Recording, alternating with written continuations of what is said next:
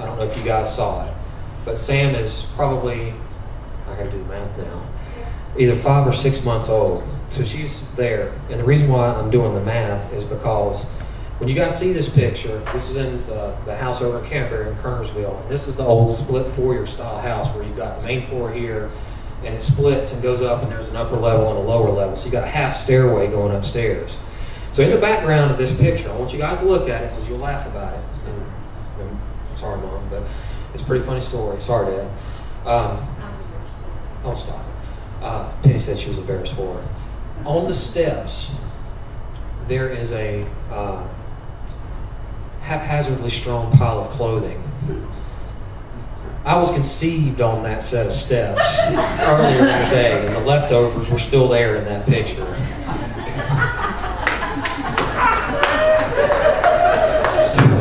I found that out much later in life. I'm like, thanks, Mom, for sharing. I thought you and Sam were having a good moment. Apparently, I know why you were very happy at that point. But Dad had been on some fishing trip with Papa, and they had not seen each other in a while. You got to remember, they were 19 years old at the time. And so, they got back, and I was a result of that. So, on to my teenage years. Mom was always along to all my friends. I got a lot of phone calls from church friends. Brandon's here somewhere. Fat Billy called me. Just wish me his best wishes. Most of you guys in here don't know the old Mill Springs crew from the youth group there. Charlie told me to call me. Scott Holbrook sent me a message, those guys. And that's just all a direct result of the fact that Mom kept the house open. We all came from dysfunctional, broken, crazy houses.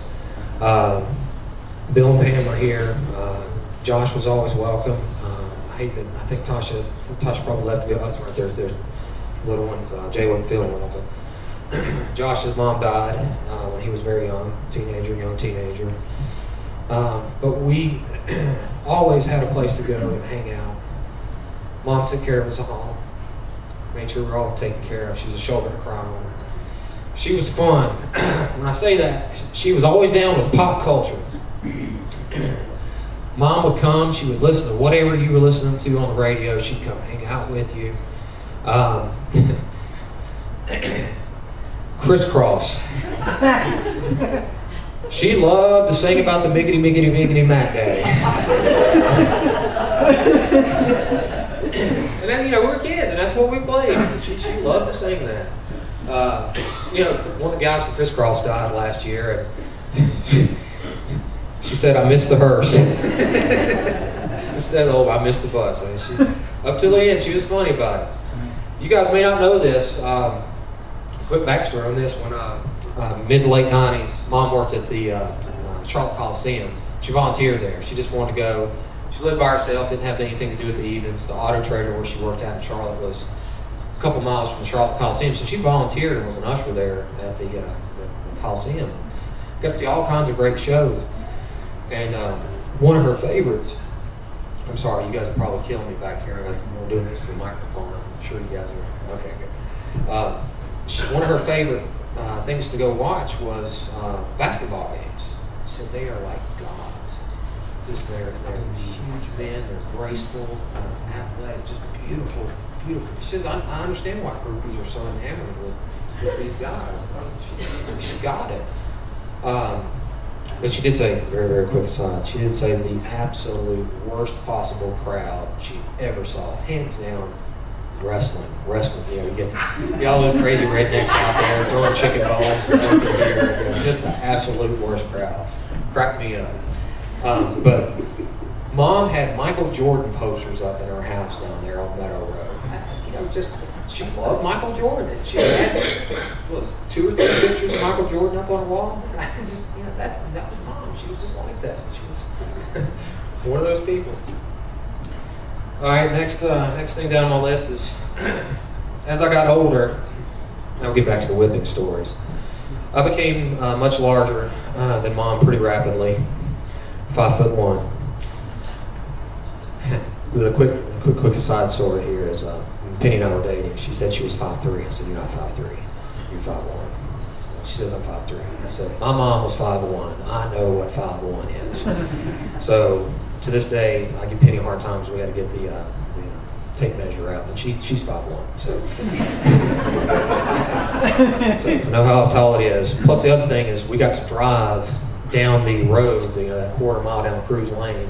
Dad would let us drive once we got taller than Mom. So that was a big milestone in our life. We got taller, we got to drive.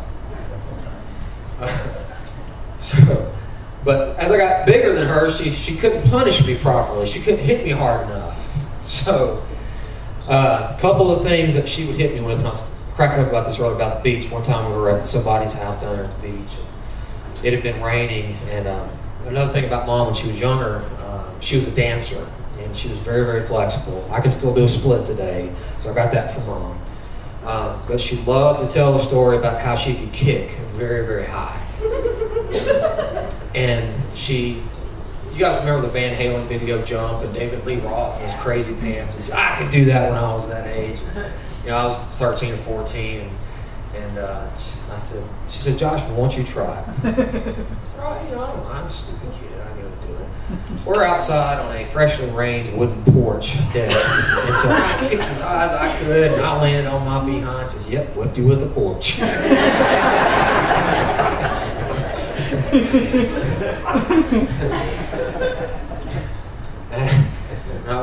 Before I got too big, if there was a shovel around, she'd pick me up and hit me with the shovel. She'd kick me with those strong legs of hers, those dancer legs. She loved to brag about. She'd kick me with it. So she got her punishments in when she could. I'm gonna try to tell this story. Probably won't get through it. So.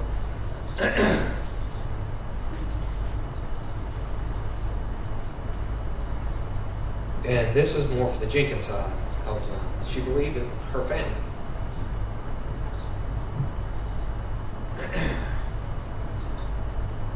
When I was 16 or 17, I wish Billy was here, because Billy really helped me out. You might remember this, Brandon. I wish Tony was here too. You can remind her about this when you get home or call her. Dad was good about putting ultimatums down about our grades. He expected high things out of us. So C's, D's were unacceptable. I didn't fail because I wanted to graduate high school, but C's and D's were not acceptable in the house. He put an ultimatum down and said, if you make another D, I'm going to put you out. He didn't make it. So he grounded me for something. I got my report card in 3 weeks after the semester closes and all that. All the good old days when you get the Scantron, dot matrix print out your report card. So I went out and did what I wanted that day because I knew I was getting kicked out of the house. I did. I'm fine, I'm going to go live with somebody, get a job, finish up school. I'm going to do what I need to do. Dad raised me to be self-sufficient when I was young. Guys, for y'all, those of you who don't know, Dad and Mom got married in between Dad's junior year of high school. Found Mom's marriage certificate. He's 17 years old when they got married. She just graduated high school. Bill and Pam nodding their head. They remember. Well, maybe not Pam, but I know Bill does. So Dad raised me to be self-sufficient. Mom too. But that night I got home. Dad's like, "Where you been?" I said, "I'm planning on leaving because I know you're going to put me out of the house." I got my report card in. I said, "What are you going to do?" I said, "I'm going to do this, this, and this." I said, "Okay."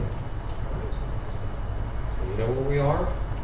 And Mom was in the other room, or in the room with us, and she said, "I don't want you to leave." I said, "I'm leaving. I don't want you to leave." Dad said, "Your mother doesn't want you to leave. You're not leaving." The only time I ever fought with my dad in my life. Now, that's not because I'm a good son. If you never met Dad, he's a big dude. And he is scary. I did get the Thomas look from him. I don't break it out very often. Jesse, where's Jesse? Jesse got to see it at Christmas last year when I come in and said, "Who gave my son this food?" And, like that. I'll jump back. But anyway, that came from the Thomas side. But Dad said, "Your mother doesn't want you to leave." I said, "I'm leaving." So I started walking out, and he come and tackled me. And Mom being the hysterical one, emotional one, she's yelling, screaming in the background. But me and Dad are there curled up, wrestling on the floor, looking at her like, do you not realize what's going on here? And you put me yelling and screaming. But she's, he's held me down, and and this is why it's come back to you guys, is her way of fixing things was, let's go down and see Mama and Papa in South Carolina. They'll fix it. Give me a second.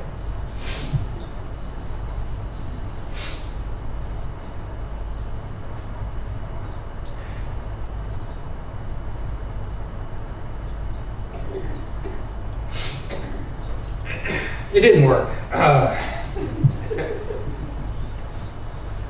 Too much time was in me. I said, Dad?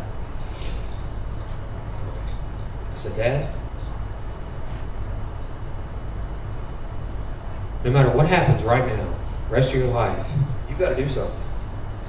You got to go to the bathroom. You got to eat. You got to go to sleep. You got to go to work. You're not going to hold me down. At some point, you got to move. And when you do, you can keep me. I'm walking. Sat there. Mom cried. He said, "You're right." I walked out. Went to Billy's house. Walked in, cried my eyes out. We all got good friends, and we got good people because they let us in too.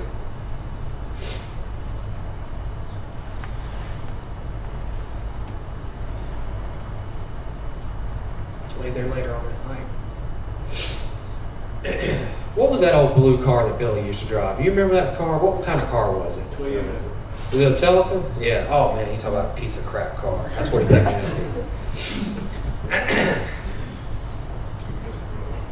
Next morning, or during the night, I made a decision. I said, next morning, I said, Billy, my problems aren't yours or your family's problems. I'm going home. Take me home. Things are different at my house since then. Dad didn't put any more ultimatums in. We gained a level of respect after that. I went out and did what I wanted after that. I did not get in trouble. Terry will tell you my nickname was Parental Advisory. I was the one saying, no, we're not doing that. No, we're not doing this. Yes, Terry, I've got the money. I'll come get you out of jail. But from that point on, Dad, this is where I'm going. This is what I'm doing. This is what time I'm going to be home. All right. Love you. See you when you get home. No more ultimatums. You guys may remember this. This was 1990, is it 94, 95? They had a birthday party for Mom Mars over there on Meadow Road. It was the very next day, and we came down there. I just remember, like I said, Mom's solution was to come to you guys. We were coming anyway, but she wanted to come out there and let you guys fix it. That's how important you guys were to her. On to more fun stuff. Mom had no depth perception at all. This is before she lost sight in her eye. Cancer came back. We'll talk about this more in a little bit. If you guys start getting fidgety and stuff, I'll slow down or start wrapping up. But you guys look okay so far. You guys okay? Okay. Mom had no depth perception before she lost her sight. Mom had the best phantom brake in a car you have ever seen in your life. She would stomp down that floor when you were driving, 15, 16, 17-year-old like you wouldn't believe. We had this old Ford Aerostar that we used to ride around in. And, when I got my driver's license, I was cool with my friends around. We'd take Mom around. She'd drive me back. Terry knows where this is going. One time we were going somewhere, and she'd look around and stuff, and she'd look up, and stuff's going on, and literally, and not figuratively, literally, but literally, there's a car a quarter of a mile in front of us, hits the brakes. Mom apparently been looking, and all of a sudden she looks up, and there's a car stop, and I hear this blood-curdling scream from the back of the van. Joshua! Where's that shit? What? Am I losing it here? It's not that far. There's plenty of room. So over the years, randomly, strange times of the day, hanging out, whatever. Terry just looking over, Joshua. Just crazy stuff. Around the time I was a senior in high school, and the last round of divorce happened, she was out on an apartment over there off of Linville Road. It was about the time she lost her hearing in her right ear. And there's one here. She lost her hearing in her right ear. Oh yeah, that was years of joy for me. Oh yeah. All the time. Melissa likes to pick on me because I was a kid. She'd say something to me and I'd go, and with Mom, what I do, Mom couldn't hear in her right ear, so she, I always ask her to repeat. I'd look at her, huh? What? She would repeat herself, huh? Repeat herself, huh? Shut up, just leave me alone. You know I can't hear in that ear. She always had to ride in the passenger seat when she was riding with you, because she couldn't hear you if she was driving. So she'd always ride over there on that side.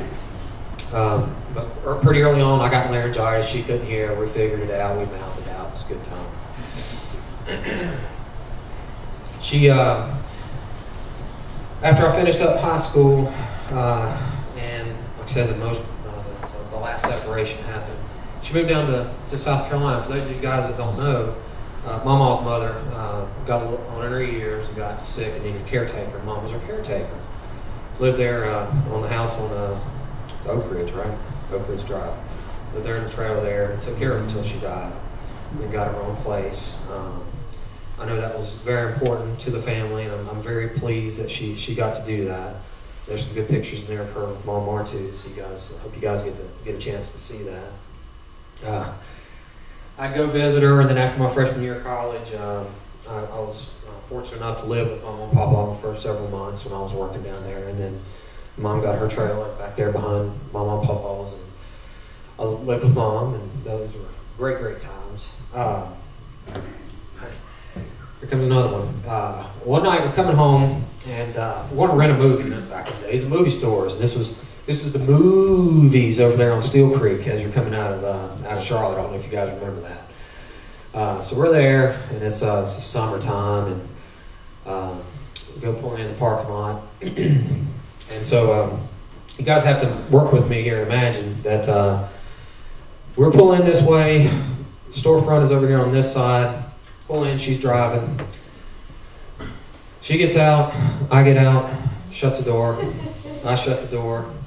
She looks at me and goes, "Oh, shit." I said, "What's wrong, Mom?" She said, "I just locked my keys in the car." I said, I got it. And she's standing over there on the other side of the car. I said, "Mom," she said, "I got it." I said,